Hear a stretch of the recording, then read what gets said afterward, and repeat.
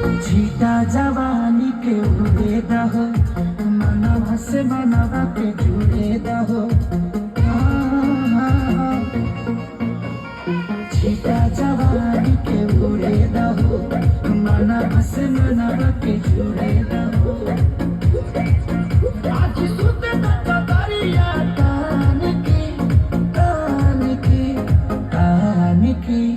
टूट जाए राजा जी, टूट जाए राजा जी पलंग सागवान के, टूट जाए राजा जी पलंग सागवान के।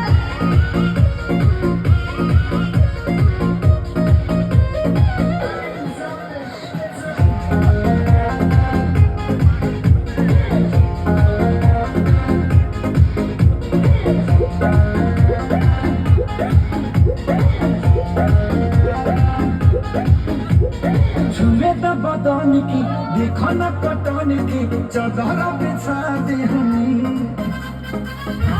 पलंग जी पलंग घलाते हनी, पलंग पर झुलुआ झुलाते हनी।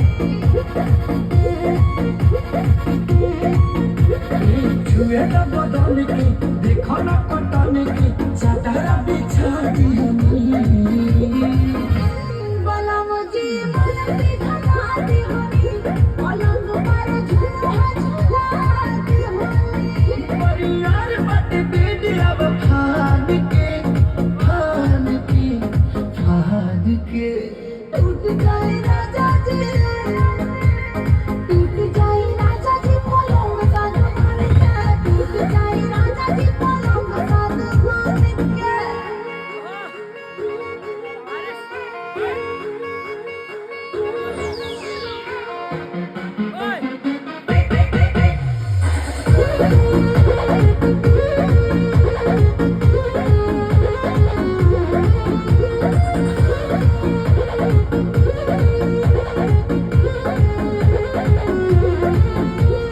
बने तब सरमी देहिया में गरमी कैथे लागी हो।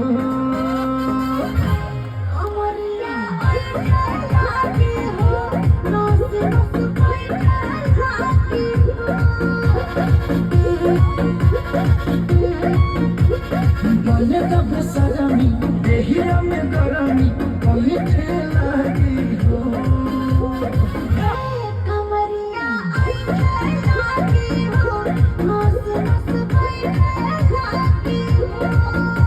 बहाना न बनाव सब जान के जान